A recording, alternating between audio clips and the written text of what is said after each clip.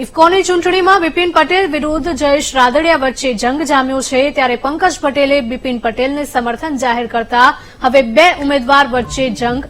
ઇફકોમાં એક બેઠક માટે 3 ઉમેદવારોએ ફોર્મ ભર્યા છે. બિપિન પટેલ, જયેશ રાદડિયા અને પંકજ પટેલે ઉમેદવારી નોંધાવી છે. છેલ્લી ઘડીએ પંકજ પટેલે બિપિન પટેલને સમર્થન જાહેર કર્યું છે. તો આજે ફક્ત 2 ઉમેદવારો માટે થશે મતદાન. કુલ 182 મતદારોમાંથી 170 જેટલા મતદારોએ કર્યું છે મતદાન. 4 થી 5 મતદારો વિદેશ હોવાના કારણે મતદાન નહીં કરી શકે. 175 થી વધુ મતદાન કરે તેવી સંભાવના.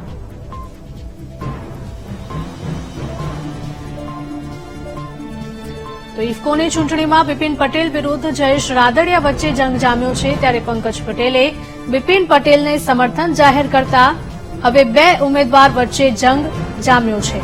ઇફકોમાં એક બેઠક માટે 3 ઉમેદવારે ફોર્મ ભર્યા છે. બિપિન પટેલ, જયેશ રાદડિયા અને પંકજ પટેલે ઉમેદવારી નોંધાવી છે. તો છેલ્લી ઘડીએ પંકજ પટેલે બિપિન પટેલને જાહેર કર્યું છે સમર્થન. આજે ફક્ત 2 ઉમેદવાર માટે મતદાન થશે.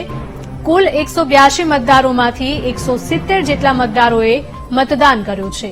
તો 4 થી 5 મતદાર વિદેશ હોવાના કારણે મતદાન નહીં કરી શકે. 175 થી પણ વધારે લોકો મતદાન કરે તેવી સંભાવના. તો ઉમેદવાર પંકજભાઈ પટેલ પણ આપણી સાથે જોડાઈ ગયા છે. પંકજભાઈ, જણાવશો કે જે પ્રકારની આ વિગતો સામે આવી રહી છે કે પંકજ પટેલ એટલે કે તમે બિપિન પટેલને સમર્થન જાહેર કર્યું છે એટલે કે હવે 2 જ ઉમેદવાર વચ્ચે જંગ જામશે.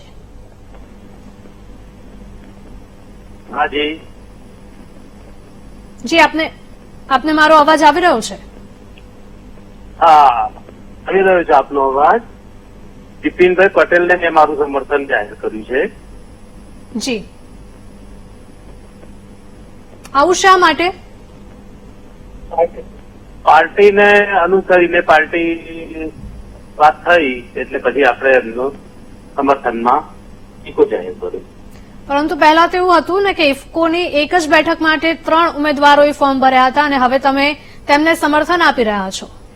હા, હવે સમર્થન આપી રહ્યો છું. હું મેદાનમાં હતો જ, પણ કાલે સમર્થન ભાજપ પાર્ટીના લીધે મેં બિપિનભાઈને સમર્થન આપ્યું. જી બિલકુલ. વધુ કંઈ કહેવા માંગશો આપ?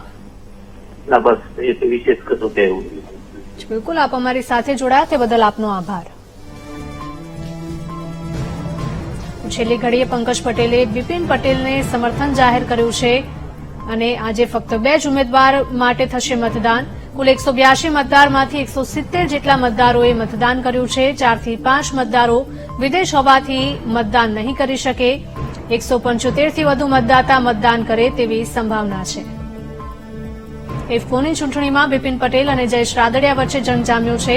પંકજ પટેલે બિપિન પટેલને સમર્થન કરતા હવે 2 જ ઉમેદવાર વચ્ચે જંગ જામશે.